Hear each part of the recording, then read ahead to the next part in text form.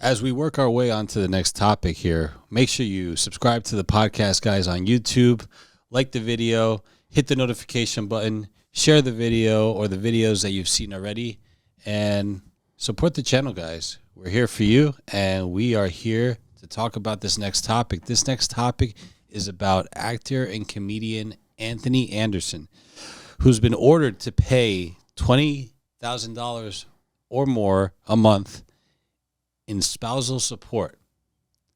They're saying that it's over 200,000. So if you look at 20,000, 12 months, you're looking at way more, probably like $240,000.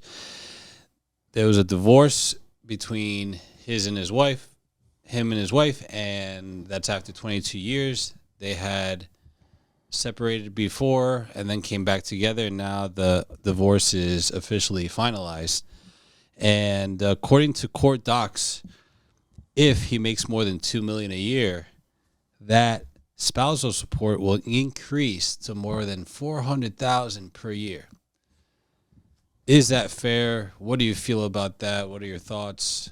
So I looked into this a little bit, and my initial reaction was, okay, so they have 2 kids. So at first I'm like, maybe the reason he has to pay so much money is because there's a law requiring you to pay a certain percentage based on how much you make. And if you have kids, you're required to support them, right? But the kids are 23 and 27. They're grown adults. These aren't children. These aren't teenagers that need financial support. They're grown adults. So when I look at this, and this is so common amongst celebrity divorces, he basically has to pay roughly a quarter of his salary. And this is a self-made, ultra successful actor, comedian. He's been acting for over 20 years.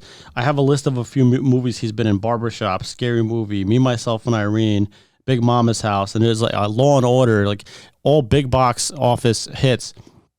Why should he have to pay a quarter of his salary to his ex-wife? Why doesn't the next guy support her? You know what I'm saying? Exactly. You know what I'm saying? What does and this is what really aggravates me, because obviously we're talking about a celebrity divorce here. Most guys don't make $2 million a year. Most guys aren't actors, but I think celebrity divorces are like a prime example of, because you get to see it like on a large scale. What's the ultimate, mess that can happen for a man even when you're ultra successful. You always hear about, like, as a man, there's a lot of pressure to become successful and make a lot of money and all this stuff, become high value. And clearly even then you could get screwed. Another woman initiating the divorce. I mean, why can't it just be where it's you go your way, he goes his way, the wife goes one way, Anthony goes the other way, and it's just kind of like you take what's yours and move on, not take 20% of his paycheck. I mean, this is ridiculous.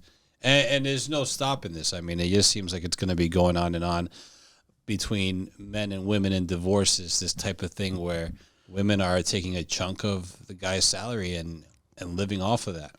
No, it's absolutely ridiculous. And, I understand if the circumstances were different, if maybe they got divorced and they had 2 kids that were, 5 and 6 or teenagers even, it's fine. She's now alone. She, relied on him financially, so he would owe her a certain amount of money to keep them afloat. But the kids are grown. Why does she deserve, what was it, $200 to $400K a year? Yeah, $400K if he makes more than $2 million. It's almost like, and this is why you can't even be surprised. Like, you're almost like incentivizing women to get divorced. Yeah, just think about it. If they know they can leave and get that much yearly, why wouldn't they? Divorce is like another career. You're making money. It's a business.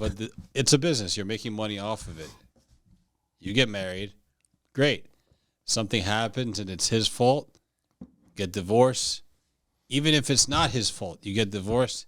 She still gets the benefits of those actions, of her wanting the divorce. And we don't know necessarily the specifics of why. We didn't look into that, but it's just crazy to me. It didn't seem there wasn't anything that stood out of why there was a divorce that occurred. Yeah, and it's kind of unusual because they were married for like over 20 years. I think they were married for like 22 years, something like that. So the average marriage lasts about like 8-9 years. to my understanding. That's usually when the divorce happens. So it's kind of strange that they were married for that. They made it that far and they divorced. But needless to say, like why she's getting 200 to 400K a year for what exactly? I have no idea. And they should really. I don't think we're going to see it in our lifetime, but I would really like to see them adjust laws. If there's no kids involved, if the kids are grown, they're over 18. Why is she getting that much money? That's what I was trying to really get at here with this topic is these laws have to change, because if they continue, guys are just going to continue to be affected in a negative way, most for no reason, for a woman's fault, and guys are just simply not going to deal with it. They're not going to get married. They're going to avoid it. And I've said it before. Guys, you don't want to go through something like that. I don't want to see you go through something like that. And I'm sure nobody else does. But if you put yourself in that situation by getting married, you could find yourself divorced. Look at the numbers. You want to avoid divorce? Don't get married. I've said it before a ton of times in our shorts. I've said it in some of our videos.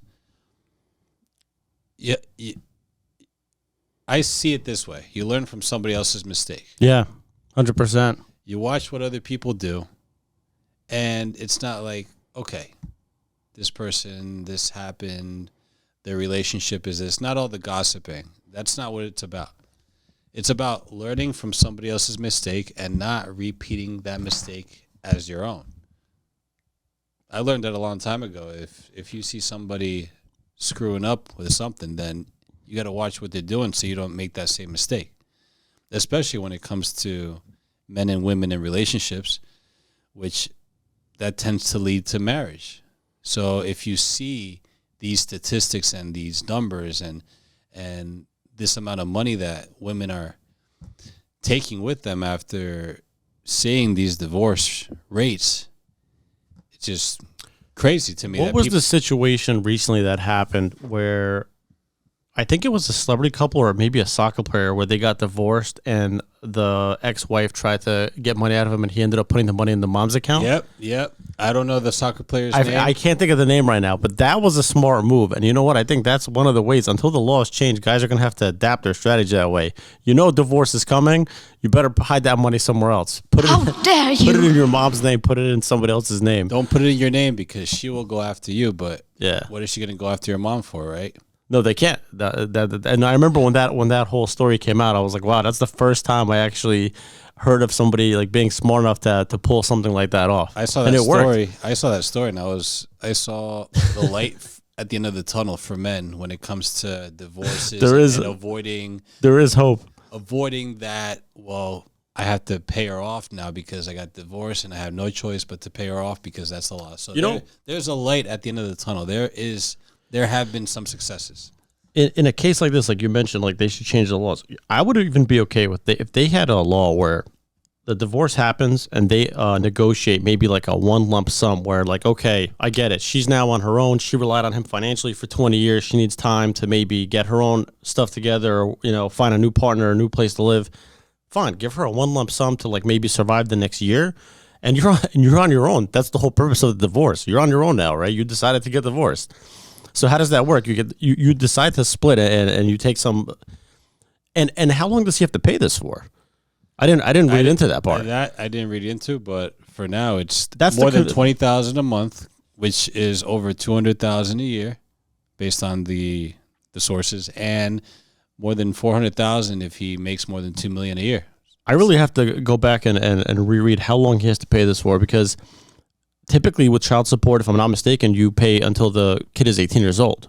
That's 18 years of child support. That's what I believe too. Yeah. But how does this work now? The kids are grown. I have to look into that. But yeah, I think these type of celebrity divorces are. I feel like at least a few happen every single year, and it almost always ends in a situation just like this. It just shows that no couple, high class couple, lower class couple, high class meaning the amount of money they make. Lower class meaning the normal Joe Schmo couple where, they're making 50, 60, 70K a year, whatever the case is. And nobody's nobody can avoid that. If you get married, nobody can avoid that situation. It seems like.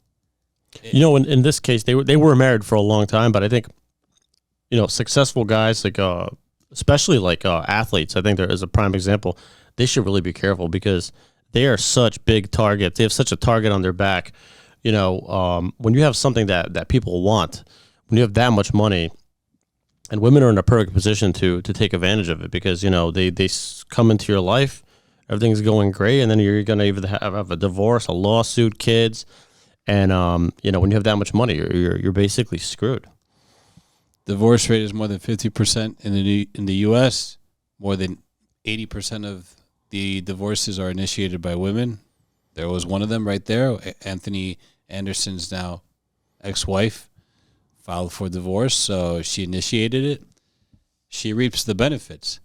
I also see that as, well, it's just her filing for divorce. Again, we didn't look into really what happened, but it seems to be irreconcilable differences. And I mean, why does she get to reap the benefits? You know, after being married that long, I could understand if you have to split certain things because you both paid for the mortgage, or there's like you have some assets or something that you have to split because over the course of 20 years you both contributed to it in some way. But simply paying your ex-wife a salary that's probably 3 times or 2 times what most people make, you know, yearly, a middle-class person makes yearly, is insane. You're talking $20K a month. That's a $20K a month down is like payment for a house. That's a car that you can fully pay off, a pre-owned car that you can pay off. I mean, that $20K is big. Yeah.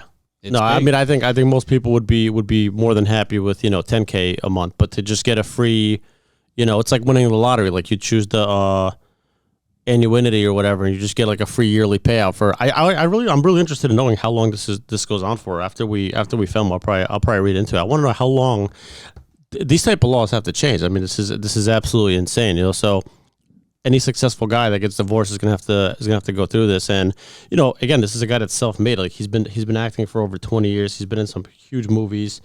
This isn't somebody that just got lucky or whatever. He's worked his whole life for this. So yeah, it's unfortunate. I really hate to see stuff like this happen to male celebrities, to get divorced and they end up getting screwed like this. But you know, I don't know on what terms they divorced. I don't know what happened between them two. They were married for a long time.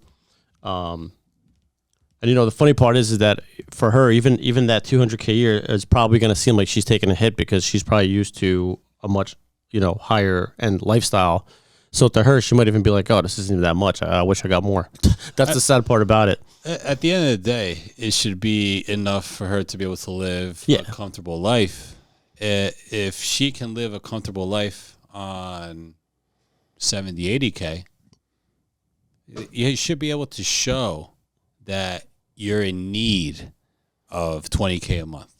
Exactly. How many people out there make 20K a month? Another example I can think of is like, you know, maybe if you have some kind of serious illness that requires like, you know, $10,000 a month in medical bills or something like that, that's something justifiable. But if this was just a matter of, oh, we're divorced now, you make a lot of money, so I get to keep 25% of your salary, who writes these laws?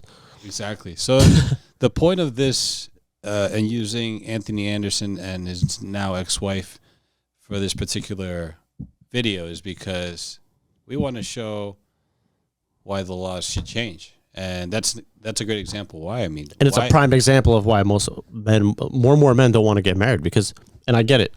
I could already hear people in the comments like, well, you know, most men aren't making that much and all that stuff. It doesn't matter. This type of stuff happens to people that make 100K a year, 50K a year.